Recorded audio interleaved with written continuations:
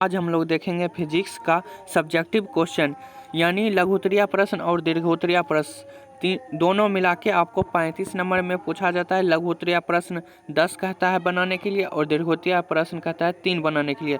5 number वाला 3 और 2 number वाला आपको 10 क्वेश्चन कहता है बनाने के लिए। तो सब मिला के हो गया है कुल मार्क्स 35 नंबर। तो चलिए 35 नंबर आज सब्जेक्टिव क्वेश्चन को देख लेते हैं। और ऑब्जेक्टिव क्वेश्चन का वीडियो मैं पहले ही डाल दिया हूं, अगर आपने वो आंसर नहीं देखा है ऑब्जेक्टिव का तो आप लोग उसको भी देख लीजिएगा। तो चलिए स्टार्ट करते हैं। आपके पास जो प्रश्न पत्र है यानी क्वेश्चन दिया गया है एग्जाम में, आप उसमें नंबर मिला लीजिए। 4 नंबर में आपका क्वेश्चन होगा 4 नंबर में आपका क्वेश्चन होगा विद्युत द्विध्रुव आघूर्ण क्या है तथा इसका एसआई मात्रक लिखें। इसका विद्युत द्विध्रुव आघूर्ण और एसआई मात्रक लिखने के लिए कहता है। तो आप लोग इसका एसआई मात्रक और द्विध्रुव आघूर्ण का एसआई मात्रक इसका परिभाषा लिखिए। आप लोग नोट करते जाइए क्योंकि यहाँ पर थोड़ा बाजा बज रहा है, बगल में पूजा हो रहा है, इसलिए आप लोगों को सुनाई नहीं देगा। तो चलिए आंसर देखते हैं। कह रहा है आवेशों के परिमाण तथा उसके मध्य के बीच की दूरी के गुणनफल को विद्युत द्विध्रुव आघूर्ण कहते हैं। एक बार फिर से सुन लीजिए क्योंकि पूजा हो रहा है। एक बार फिर से बोल देता हूँ, आप लोग नोट करते जाइएगा। कह रहा है आवेशों के परिमाण तथा उसके मध्य के बीच की दूरी के गुणनफल को विद्युत द्विध्रुव आघूर्ण कहते हैं। ये 2014 और 2015 में के बीच पूछा गया क्वेश्चन है। तथा इसका एसआई मात्रक भी पूछा गया। तो इसका एसआई मात्रक कूलम मीटर होता है। कूलम मीटर देख लीजिए। आप लोग इस चित्र को भी बना दीजिएगा तो आपको 2 में 2 100% आपको 2 में 2 मार्क्स मिलेगा ही मिलेगा। देख लीजिए विद्युत द्विध्रुव आघूर्ण क्या है, इस प्रकार का चित्र आप लोग बना दीजिएगा। तो चलिए नेक्स्ट क्वेश्चन की ओर चलते हैं। क्वेश्चन नंबर 9 नंबर क्वेश्चन आपके क्वेश्चन में आप देख लीजिएगा। 9 नंबर क्वेश्चन होगा। 9 नंबर क्वेश्चन शंट क्या है 2 उपयोग लिखें। शंट क्या है उसके 2 उपयोग लिखने के लिए पूछा जा रहा है। तो आप लोग लिखिए जब गैल्वेनोमीटर के साथ समांतर क्रम में निम्न प्रतिरोध को जोड़ा जाता है तो इसे शंट कहा जाता है। जब गैल्वेनोमीटर में समांतर क्रम में निम्न प्रतिरोध जोड़ा जाता है यानी कि बहुत ही कम प्रतिरोध जोड़ा जाता है तो उसे शंट कहा जाता है। और इसका उपयोग कह रहा है 2 लिखने के लिए। तो देखते हैं इसका 2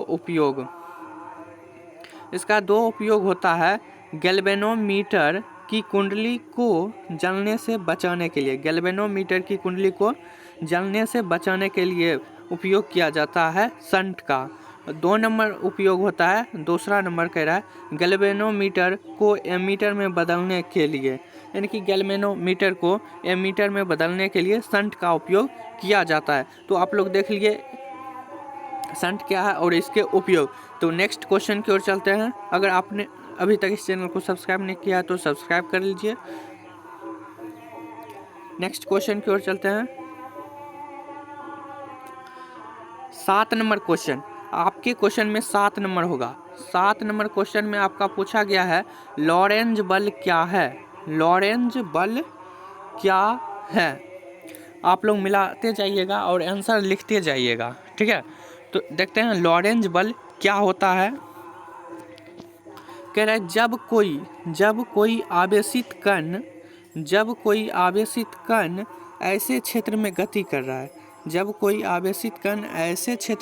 कर रहा है, जहां विद्युतीय और चुंबकीय क्षेत्र दोनों उपस्थित हो। यानी कि कोई आवेशित कण है जहां पर विद्युत क्षेत्र और चुंबकीय क्षेत्र दोनों है, वहां पर गति कर रहा है।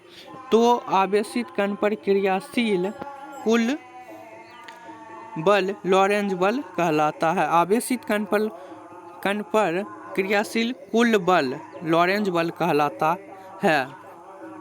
अभी इसका एक्सप्लेन नहीं कर रहे हैं क्योंकि अभी आप लोगों के पास भी टाइम नहीं है, एग्ज़ाम है 10 बजे से और वीडियो भी बहुत लंबा हो जाएगा, इसलिए समझा नहीं पा रहे हैं। जब एग्ज़ाम ख़त्म हो जाएगा तब फिर से लाइव आके आप लोगों को ये सब पूरा क्वेश्चन 20 में 20 आप लोगों को समझाया जाएगा। ठीक है, तो चलिए नेक्स्ट क्वेश्चन की ओर चलते हैं। क्वेश्चन नंबर, लॉरेंज बल हो गया है। चलिए नेक्स्ट क्वेश्चन आपका पूछा गया है समविभव तल को परिभाषित करें। यह भी आपका क्वेश्चन नंबर 3 में पूछा गया है। क्वेश्चन नंबर 3 आप लोग देख लीजिएगा, समविभव तल को परिभाषित करें। तो समविभव तल क्या होता है, देखिए आपको समविभव पृष्ठ पूछा जा सकता है या समविभव तल, दोनों एक ही क्वेश्चन है, आपको घबराना नहीं है। अगर समविभव पृष्ठ पूछा जाता है तो यही आप लोग लिखिएगा और समविभव तल भी पूछा जाता है तो आप लोग यही लिखिएगा। तो चलिए इसका परिभाषा देख लेते हैं। परिभाषा, वैसा तल जिसके प्रत्येक बिंदु पर आवेशों के वितरण के कारण विद्युत विभव समान होता है, समविभव तल या समविभव पृष्ठ कहते हैं। वैसा तल जिसके प्रत्येक बिंदु पर आवेशों के वितरण के कारण विद्युत विभव समान होता है, समविभव तल कहलाता है। आप लोग नोट करते जाइए क्योंकि टाइम बहुत है कम, आप लोग नोट कर लीजिए, एग्जाम में जाइए सेम ऐसे ही छाप दीजिएगा, फुल में फुल नंबर मिल जाएगा। फिजिक्स का भी सब्जेक्ट ऑब्जेक्टिव क्वेश्चन का आंसर डाल दिया हूँ और ये सब्जेक्टिव क्वेश्चन का भी आंसर डाल रहा हूँ अभी, तो आप लोग देखिए।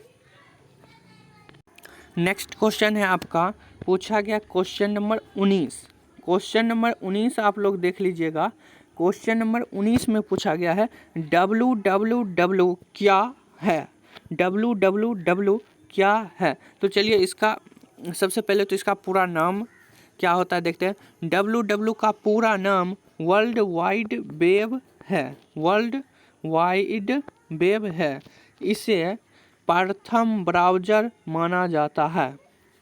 ये तो सही बात है, प्रथम ब्राउज़र माना जाता है। www का प्रारंभ पृष्ठ के URL को वेब ब्राउज़र इंटरनेट के समान टाइप करने पर प्रारंभ होता है। अब समझिए, जैसे कि आप लोग गूगल खोलते होंगे तो उस पर लिखते होंगे www.google.com लिखा होगा, गूगल www.youtube.com, www.facebook.com ऐसा रहता है। तो यही है ब्राउज़र। www आप लोग कुछ भी खोल लीजिए गूगल पर, www सब में लिखा रहता है, आप कुछ भी सर्च कीजिए उस पर भी www.com लिखा ही रहता है। तो चलिए नेक्स्ट क्वेश्चन की ओर चलते हैं। क्वेश्चन नंबर, अल्फा कण के गुणों को लिखें। अल्फा कण के गुणों को लिखें। 15 नंबर क्वेश्चन कह रहा है अल्फा कण के गुणों को लिखें। ये 2012 में पूछा गया क्वेश्चन था। तो अल्फा कण के गुण क्या होता है चलिए देख लेते हैं, आप लोग नोट करते जाइए। 1 नंबर, इस पर धनात्मक आवेश +2 इलेक्ट्रॉन के बराबर होता है। आप लोग नोट करते जाइए, इस पर धनात्मक आवेश +2 इलेक्ट्रॉन के बराबर होता है। 2 नंबर, इसका भेदन क्षमता कम होता है। नेक्स्ट 3 नंबर है, ये विद्युत तथा चुंबकीय क्षेत्र से निक्षेपित हो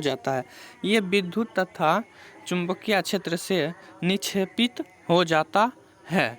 तो देख लिए अल्फा कण के गुणों को 3 लिख दीजिएगा, आपको 2 में 2 नंबर मिल जाएगा। अल्फा कण के गुण को देख लिए। नेक्स्ट क्वेश्चन की ओर चलते हैं।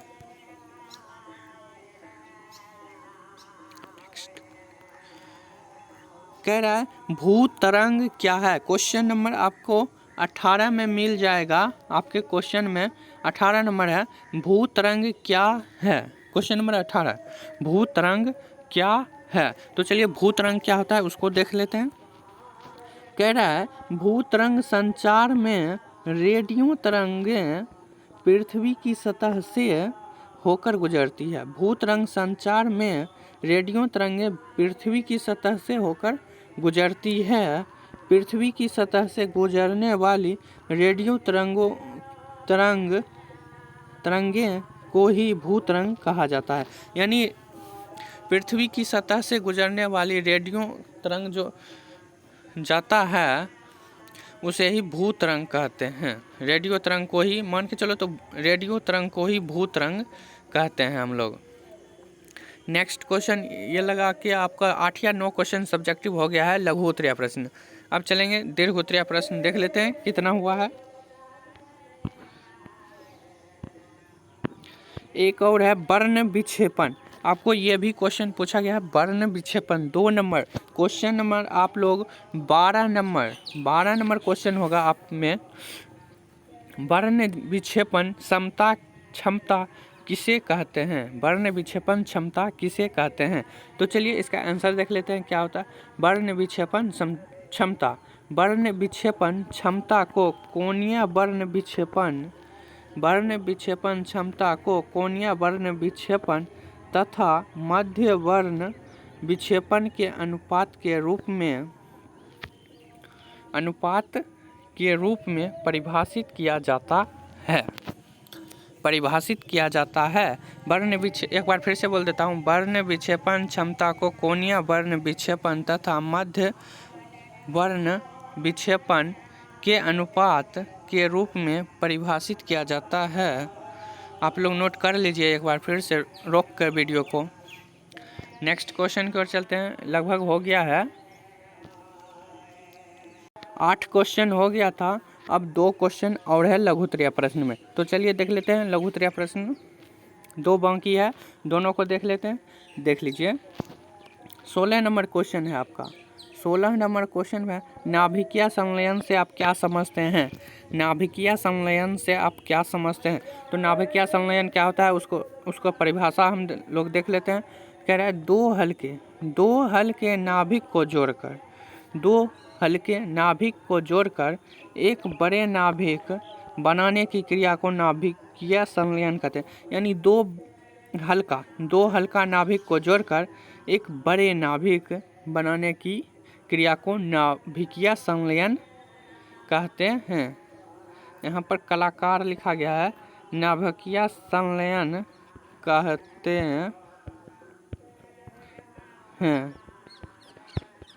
हैं। आप लोग नोट कर लीजिए। दो हल्के नाभिक को जोड़कर एक बड़े नाभिक बनाने की क्रिया को नाभिकीय संलयन कहते हैं। तो चलते हैं नेक्स्ट क्वेश्चन की ओर।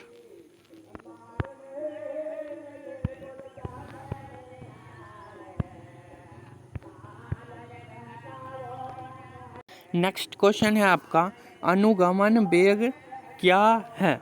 ये भी आपको 5 नंबर क्वेश्चन में पूछा है। 5 नंबर क्वेश्चन है आपका अनुगमन वेग क्या है? ये भी आपको 2 नंबर में पूछा है। तो चलिए देख लेते हैं अनुगमन वेग क्या है। फ्री इलेक्ट्रॉन का वह औसत वेग जिस वेग से फ्री इलेक्ट्रॉन आरोपित विद्युत क्षेत्र के विपरीत दिशा में गति करता है अनुगमन वेग कहलाता है। एक बार फिर से देख लीजिए, आप लोगों को दिखाई नहीं दे रहा होगा, जूम कर देता हूँ। हाँ, आप लोग देख लीजिए।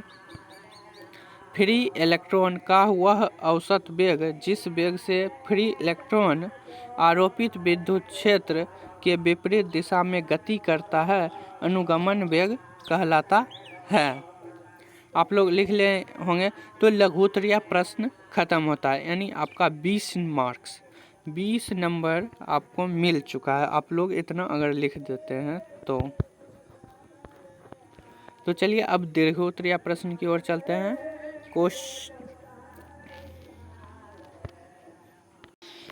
नेक्स्ट क्वेश्चन आपका ये लॉन्ग क्वेश्चन लिख देता हूँ। लॉन्ग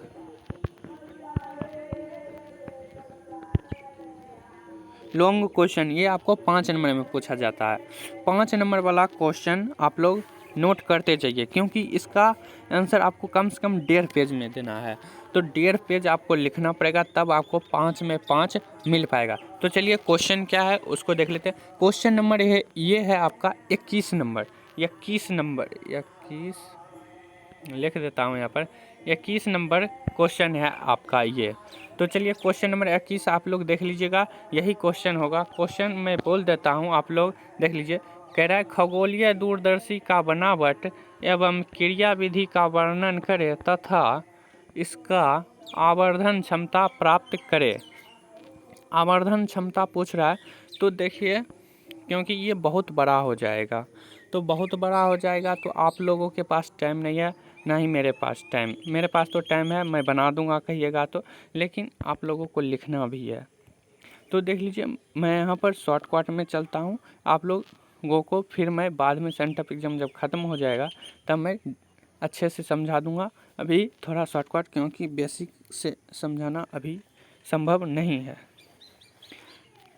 तो चलिए देख लेते हैं। कह रहा है खगोलीय दूरदर्शी,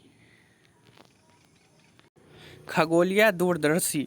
तो वैसे दूरदर्शी, इसको मैं पतला कर लेता हूँ थोड़ा। वैसे दूरदर्शी जिसका उपयोग बड़े को देखने के लिए किया जाता है खगोलीय दूरदर्शी कहलाता है। वैसे दूरदर्शी जिसका उपयोग बड़े को देखने के लिए किया जाता है खगोलीय दूरदर्शी कहलाता है। आप लोग एक काम कीजिएगा, यहाँ पर आप लोग यहाँ पर स्क्रीनशॉट ले लीजिएगा। स्क्रीनशॉट ले लेने के बाद आप लोग अच्छे से कॉपी में लिख लीजिएगा। तो चलिए इसका बनावट देख लेते हैं। इसका बनावट यहाँ पर देख लीजिए, बनावट लिखा हुआ है, देख लीजिए। इसमें 2 उत्तल लेंस होते हैं जिसे अभिदृश्यक लेंस तथा अभिनेत्र लेंस कहा जाता है।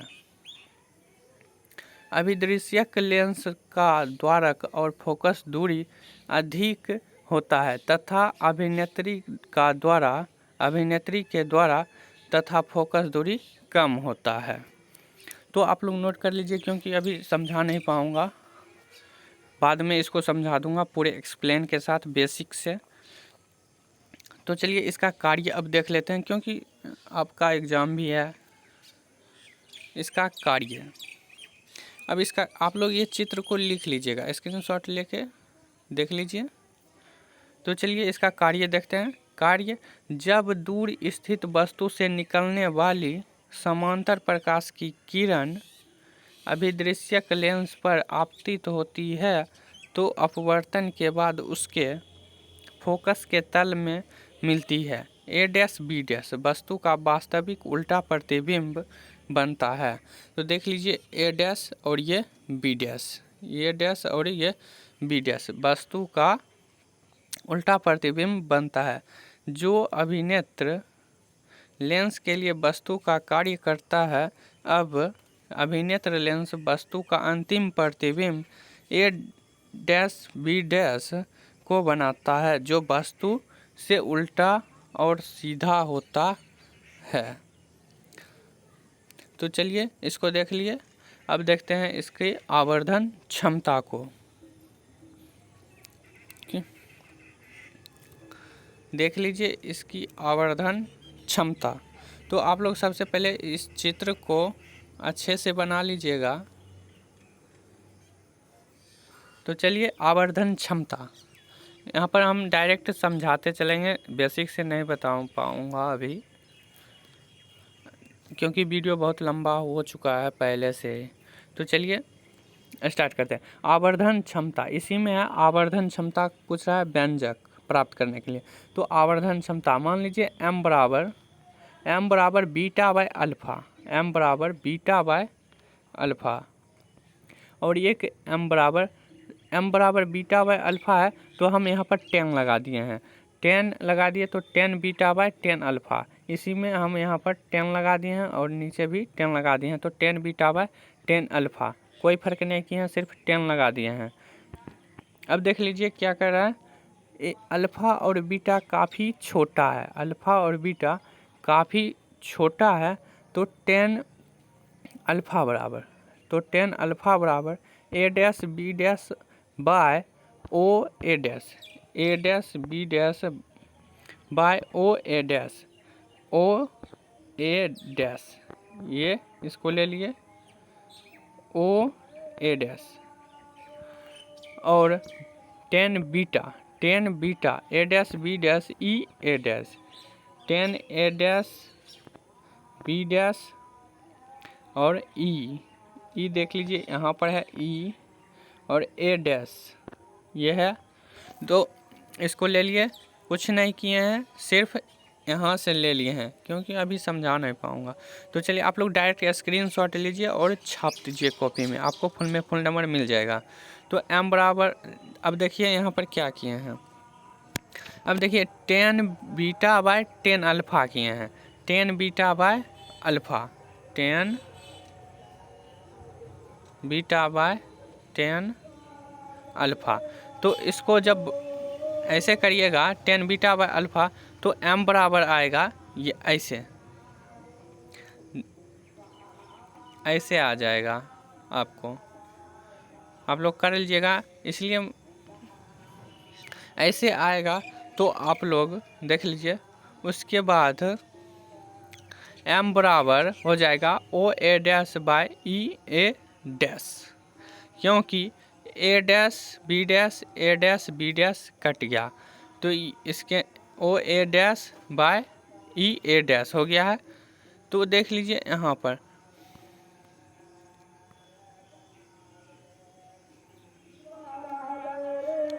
तो यहाँ पर निकल चुका है हमारा, चूँकि ओ ए डैश बराबर एफ ओ और ई ए डैश बराबर यू ई, तो m बराबर हो गया F O by U E, F O बराबर यू ई। आप लोग ये नोट कर लीजिएगा। अब नेक्स्ट पार्ट चलते हैं इसका, नेक्स्ट पार्ट इसी में है। अब देखिए यहाँ पर हम डायरेक्ट निकाले हैं आवर्धन क्षमता। तो देख लीजिए, जब प्रतिबिंब स्पर्श देखने की न्यूनतम दूरी पर हो तो u बराबर माइनस यू ई, v बराबर माइनस डी, f बराबर एफ ई।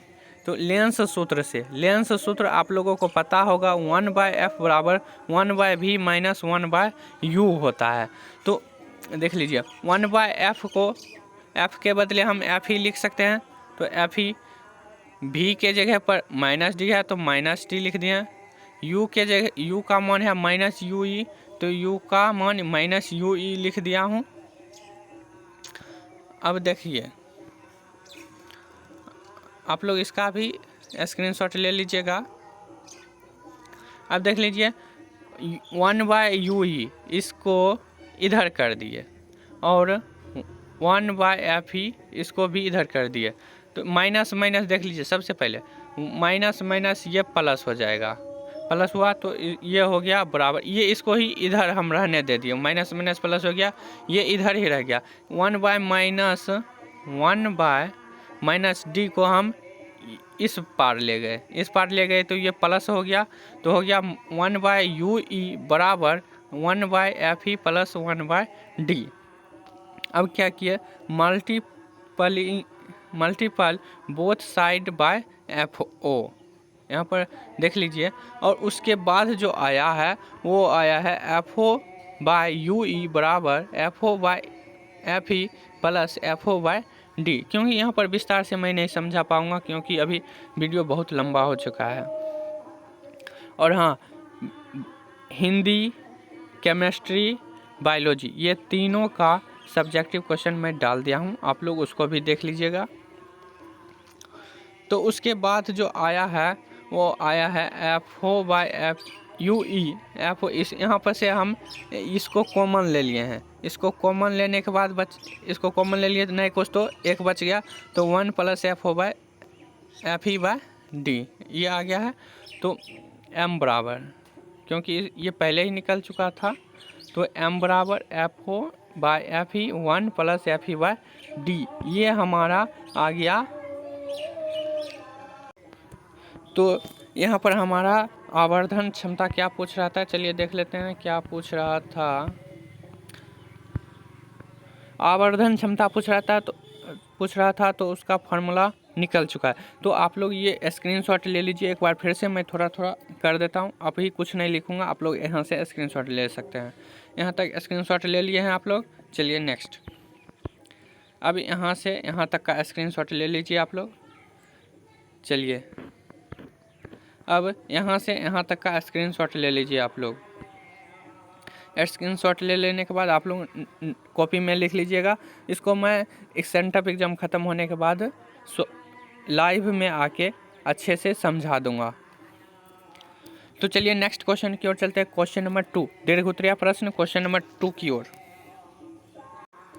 क्वेश्चन नंबर 2 यानी क्वेश्चन नंबर 25, क्वेश्चन नंबर 25 यानी दीर्घोत्तरीय प्रश्न में आपको क्वेश्चन नंबर 25 में देखने को मिल जाएगा, अक्षीय स्थिति में किसी क्षण चुंबक के कारण चुंबकीय क्षेत्र के लिए व्यंजक प्राप्त करें। यह भी आपको 5 नंबर में पूछा है। तो चलिए इसको बनाते हैं। तो सबसे पहले आप लोग ये चित्र बना लीजिएगा। ये चित्र चुंबकीय क्षेत्र की है, ये चित्र आप लोग बना लीजिएगा। उसके बाद देख लीजिए इसके बीच की दूरी है 2L। तो सबसे पहले हम चलते हैं M1, ये है M1 ध्रुव और यह है ये M1 नहीं, ये है M1 और ये है M2 द्विध्रुव यानी ध्रुव। तो चलिए M1 ध्रुव के लिए पहले व्यंजक निकालते हैं, फिर M2 ध्रुव के लिए व्यंजक निकालेंगे। देख लीजिए M1 ध्रुव के लिए, तो M1 ध्रुव के लिए तो आप लोग पढ़े होंगे द्विध्रुव आघूर्ण। तो उसमें एक फार्मूला निकलता है E बराबर KQ/R²।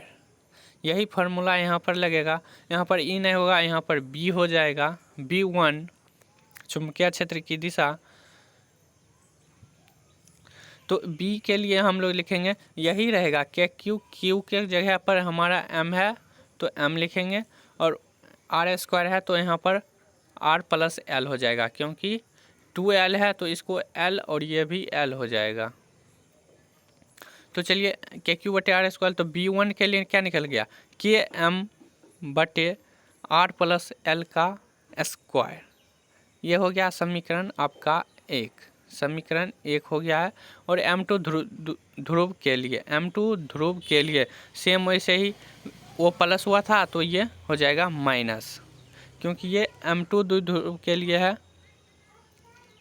तो M2 ध्रुव के लिए KM/R-L का होल स्क्वायर। ये हो गया समीकरण 2 आपका। तो चलिए नेक्स्ट, तो देख लीजिए यहाँ पर B बराबर, ऐसे आप लोग नहीं करिएगा कि B बराबर B1 माइनस B2 कभी नहीं होता है, होता है B बराबर B2 माइनस B1। तो B2 माइनस B1 दे दिए, जो निकला था B2 का मान और B1 का मान, वो यहाँ पर हम लोग डायरेक्ट मान यहाँ पर बैठा देते हैं। B2 का मान निकला था KM/R-L का होल स्क्वायर, माइनस है तो माइनस, और KM/R+L का होल स्क्वायर डायरेक्ट यहाँ पर बैठा दिए हैं। अब देख लीजिए यहाँ पर देख लीजिए KM और KM दोनों सेम है, तो दोनों से हम ये कॉमन ले लिए हैं KM, कुछ नहीं तो 1 बचा, यहाँ भी 1 बचा, तो सेम वैसे ही लिख दिए हैं 1/R-L का होल स्क्वायर, माइनस है तो माइनस 1/R+L का होल स्क्वायर, सेम वैसे ही लिख दिए हैं। अब देखिए आगे क्या होता है। आगे देखिए कॉमन तो ले लिए, कॉमन ले ही लिए हैं। तो आप देखिए यहाँ पर ये दोनों का हम लघुत्तम ले लिए हैं, लघुत्तम ले लिए हैं, तो लघुत्तम दोनों को सेम ऐसे ही लिख दिए हैं, क्योंकि लघुत्तम लेने में बहुत आसान हो जाएगा। देख लीजिए यहाँ पर लघुत्तम हम ले लिए हैं, ये दोनों ही वो सेम ऐसे ही लिख दिए हैं, लेकिन इनटू में लिखे हैं। तो देख लीजिए यहाँ पर इसका लघुत्तम करेंगे पहले, इसका, इससे चलेंगे। तो देख लीजिए क्या था, हाँ, तो आगे हैं, देख लीजिए थोड़ा सा नीचे, हाँ, तो देख लीजिए ये दोनों का हम लघुत्तम ले लिए हैं ये। अब देख लीजिए R+ यहाँ पर L लिखाना भूल गए हैं L लिखना। तो देख लीजिए R+L का होल स्क्वायर है, ये और ये कट जाएगा, ये और ये कट जाएगा, तो क्या हो जाएगा R-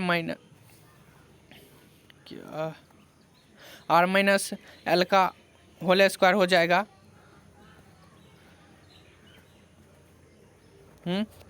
ये और ये आर माइनस नहीं, वो नहीं, आर माइनस एल का whole square, R minus L का होल स्क्वायर, ये कट जाएगा तो क्या बच जाएगा, आर प्लस एल का whole square, R plus L का होल स्क्वायर। आप लोगों को भिन्न का जोड़ तो आता ही होगा, आप लोग यहाँ से खुद कर सकते हैं।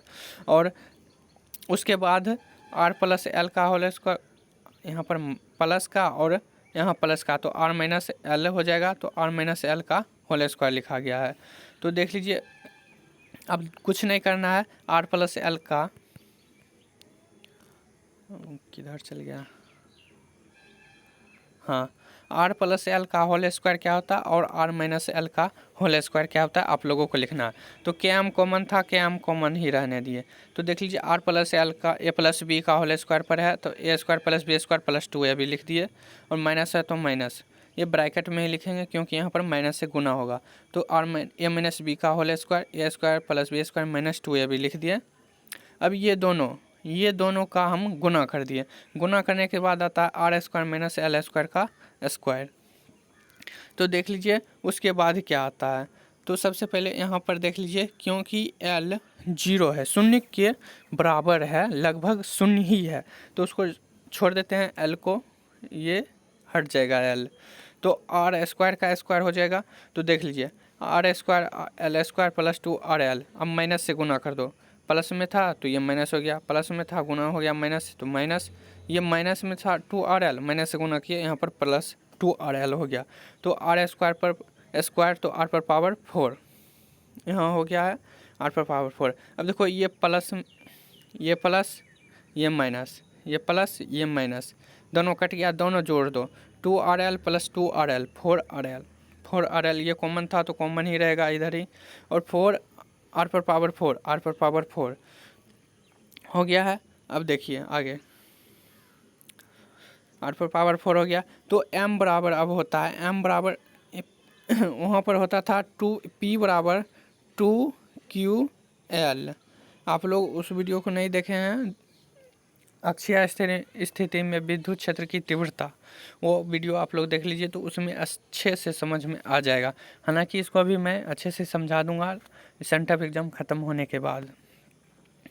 तो यहाँ पर देख लीजिए, R1 था और नीचे R4 था, तो एक R कट गया, तो 4 था तो 3 बच गया, तो 3 हो गया। अब होता है m बराबर 2ml, m बराबर 2ml, तो यहाँ पर था 4ml, 4ml के बदले 2m, तो यहाँ पर कैपिटल M हो जाएगा, K2m बटे R3, B बराबर K, यहाँ पर लिख देते हैं B बराबर 2km बाय R3। यही आपका चुंबकीय क्षेत्र का व्यंजक हो गया है, आप लोग नोट कर लीजिए। तो चलिए, हो गया आपका सब्जेक्ट। हाँ, एक क्वेश्चन और है आपका, एक क्वेश्चन है आपका 22, यह क्वेश्चन नंबर था 25 नंबर, 24 नंबर में क्वेश्चन में आपका गॉस का प्रमेय। तो गॉस का प्रमेय मैं अलग से वीडियो बना दिया हूँ, आप लोग उसको देख लीजिए, डिस्क्रिप्शन में लिंक दे दूँगा, आप लोग वहाँ से गॉस के प्रमेय का वीडियो देख लीजिएगा, उसको भी आसान भाषा में, उसको तो पहले से ही समझा के रखा हूँ। तो चलिए